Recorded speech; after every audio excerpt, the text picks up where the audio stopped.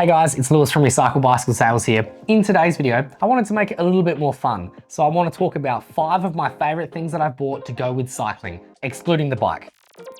Now these are 5 of my favorite things that I've bought. I reckon this list could go on forever, but these are the first 5 things that came to my mind. I would highly recommend all of these different things from personal experience, so we'll get through each of them now. So to kick things off, and in no particular order, we'll start with number 1. The first thing that I bought once I bought my bike was some good quality padded shorts. When I was looking into getting some lycra, is what they call it, some padded shorts, I found that there were 2 main categories that they can be split into. They can be split into bib shorts and just shorts. The bib shorts are the ones that have these straps that go up over your shoulder, almost like overalls in a way. I found that moving across to getting some of these bib shorts made it so much more comfortable when I was riding my bike. The padded shorts didn't shuffle around, I didn't have to readjust at the traffic lights all the time, and I was able to get something that fits nice and tight as well, because there's nothing worse than like baggy pants when I want them to be nice and skin tight. So the first thing that I bought after getting my bike was padded shorts. When we're looking at padded shorts, you'll find that there's a couple of differences between them. You can look at, there are male ones and there are female ones, because obviously the anatomy is a little bit different. You can get different length pants as well. You can get some that are a full length, they'll come all the way down to your ankle. Really good for riding in the winter and the cold, or you can get a 3/4, maybe just below your knee, or the most common one is just like a normal sort of half length. They'll be sort of halfway down your thigh.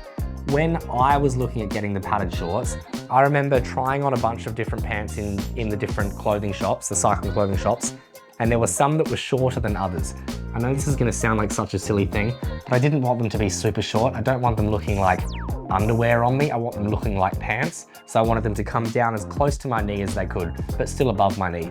I am lucky in the sense that I've got long legs, I guess, but it meant that I had to really dig around before I found something that I was happy with. I was actually lucky enough that when I first started getting into road cycling, I was already working in a bike shop. I used to be a mountain bike rider. So when I bought my road bike and then I went and got padded shorts, I was lucky enough that I was able to afford some of the ASOS pants. ASOS are kind of one of the like fancy sort of expensive brands.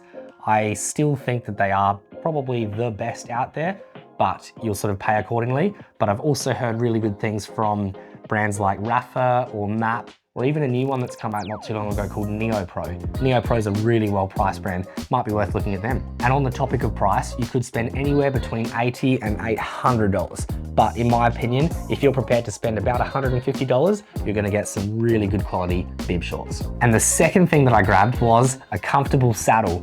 I moved across to trying out this Bontrager Aola saddle.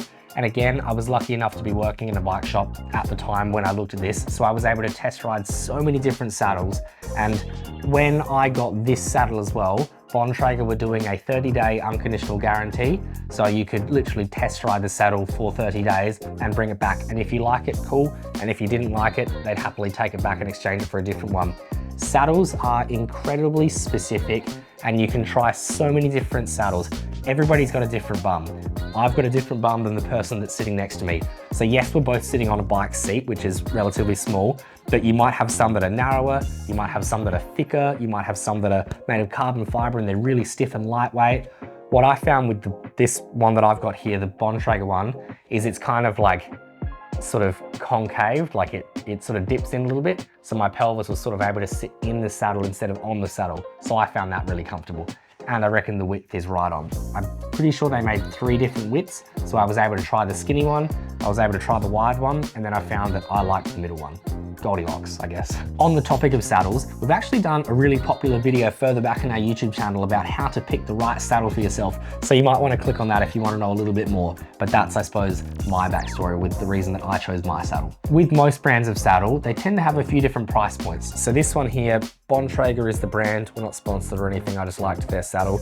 And this is the Bontrager Aola saddle. They did 3 different levels. I think it was Comp, Elite, and Pro maybe. And I think the Comp had a steel saddle rail at the bottom.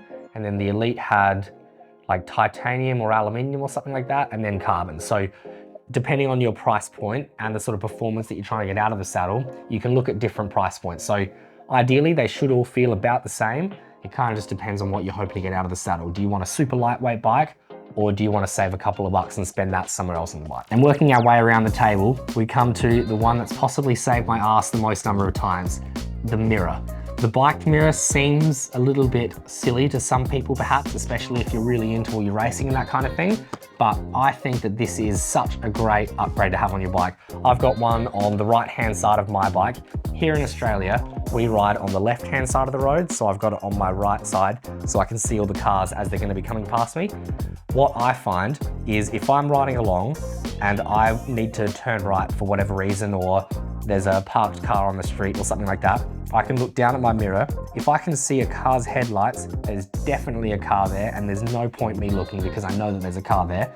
But if I can't see any headlights, then I can turn around and see if there's a car there. So I think it just means that I have to turn my neck less when I'm riding my bike. It also means that I don't know what the story is here in regards to racing, but if I'm out racing my buddies to the coffee shop and somebody's trying to get the jump on me, I'm able to see before they get the jump. It's probably not UCR legal, but I'm not doing UCR racing. I'm just racing to the coffee shop with my buddies. So I'm able to tell when they're trying to beat me so I can beat them back. I think the bike mirror is amazing for a few different reasons. Firstly, it's 20 bucks. It's not that expensive. So it's a nice simple upgrade that you can do that can totally change your whole riding experience. It's also cool because you can fit it yourself at home. You don't have to take it to the bike shop to get them to fit it, which is always a bit of fun. You get to do a bit of home mechanics.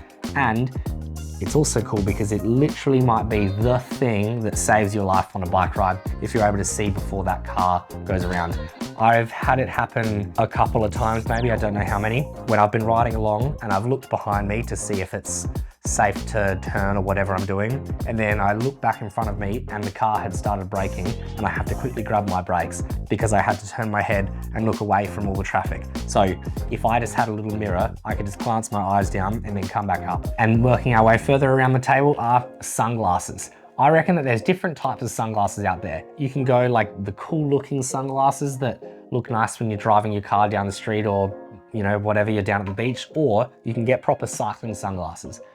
It really does make quite a big difference actually when you move across to these cycling sunglasses. If we look at just like your normal sunglasses, they're, you know, these ones are square, you might have your Ray-Bans or whatever it is that you've got.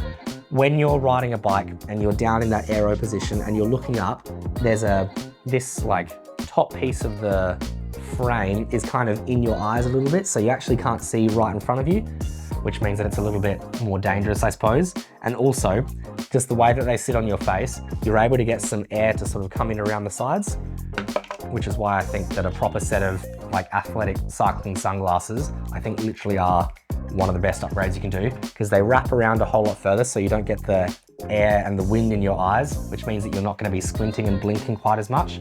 So it's a whole lot safer.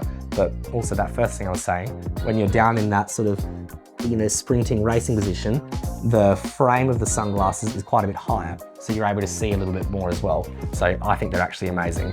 I've been on both sides of the fence here. I've seen like a fly or a bug or something like that hit the lens and disappear, and you're so glad that you had the sunglasses on at that time.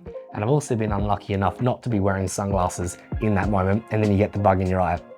Nothing worse than that. So I think having a proper set of cycling sunglasses is a worthwhile upgrade. The first brand that comes to my mind is Oakley. They're probably the most well-known. They are a relatively expensive set of sunglasses as well, but there's heaps of other budget brands out there as well. So I'd recommend looking into it and even going into your local bike shop and being able to try a few on, because sometimes they've got a different tint, a different color, so it might make different colors stand out a little bit more. Actually, I'm going to go a little bit deeper into that exact point that I've just thought about now. I used to work at a bike shop where we used to sell the Oakley sunglasses, and I remember doing a training with Oakley, and they said that Oakley make a set of sunglasses that are polarized, and polarized is a common thing that you'd see even in glasses like this, maybe like fishing glasses and that kind of thing. But in different sports, they have different types of polarization, but Oakley used the word prism. You could have prism baseball, for example, and it will make the white ball stand out really well compared with the green grass or the brown dirt. Or you might have prism deep water, and it's going to help get rid of all the glare that's on the water, or prism shallow water, or these ones here are prism road.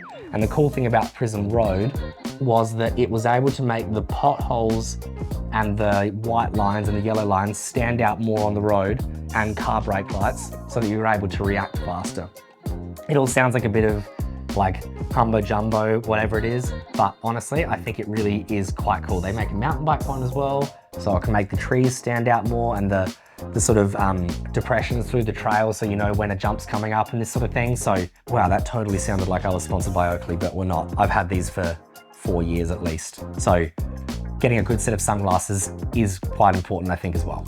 And the final one is the one that saved me the most amount of money, and it's this tiny little white thing here. It's an Apple Airtag. It seems like such a little gimmicky thing, but if we're riding around on bikes that are worth quite a bit of money, they could be worth as much as some people's cars, you want to know where it is. If you're in the coffee shop, sitting down having your coffee, and suddenly your bike was to disappear off of the front window and you don't know where it's gone, this will help you find out where it's gone. I've got a pretty good story when I had an issue exactly like that. I had a bike stolen and I had an Apple Airtag on it. And I remember on the Find My, I think it's just called Find My, is the app on your iPhone. I was able to track them back to a house just over here, and I was able to send the detectives there and go there with them. And when we're standing out the front, they're like, oh, how can you prove that your bike's in that house? I was like, well, open up my phone. And I said, see, it's sitting in the living room right there. And they were able to go in and get it back. So again, this one has saved me the most money of anything because I have a nice bike. So I strongly recommend an Apple Airtag. Also, you can get little holders as well, because where's this going to fit on your bike? It could fit in your saddlebag, but if we were to make the assumption that the crook or the thief that's stolen your bike is at least a little bit smart, which maybe they are, or maybe they're not, maybe they've gone into your saddlebag, they've seen your Apple Airtag and they've thrown it away. So I like to have a little holder so I can sort of hide it on the bike a little bit. This fits on underneath your water bottle holder, and that will go inside there. So you kind of forget it's there, and then hopefully if you ever need it, it's already there. There's lots of other places that you can hide these Apple Airtags around your bike. I won't go into all of them throughout this video because there might be a thief that's watching it, but if you want to know more, you can probably just check it out on Reddit or something like that. Go do some Googling. It's also worth noting, if you're using the Apple Airtag, it will notify somebody if they have an iPhone. If they were to steal your bike and ride off, I think they actually get a message on their phone saying, this device is being tracked, or whatever it says. So just be ready for that. But there are actually some other brands out there that are not Apple that won't do that. I think the first one that comes to mind is called Tile, as in like tiles in the kitchen, Tile, and they're a square shape instead of a circle shape. There's probably other brands out there. You could probably just Google tracker devices that I can fit on my bike. You could probably Google that later, but I use an Apple Airtag because I have an iPhone. And an extra bonus one is I got a suction cup so that I can fit my bike onto the roof of my roofless car. I actually got to meet the guys at Tree Frog down at the Santos Tour Down Under, and they introduced me to this awesome product that they've got.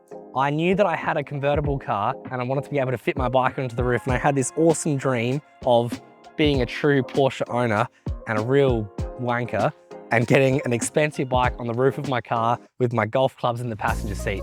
I'm fitting the stereotype. And the guys at Tree Frog made it happen, and now I can live a true midlife crisis. But for real, jokes aside, being able to carry my bike around is actually a really helpful thing. If you've got a car that you're able to fit it in the back, that's awesome. But obviously on a car like this, you're not able to. So having some way that I'm still able to mount the bike onto the car is super helpful. Well, that was fun. Thanks for watching, everybody. I hope you enjoyed this video. We had a bit of fun making it as well.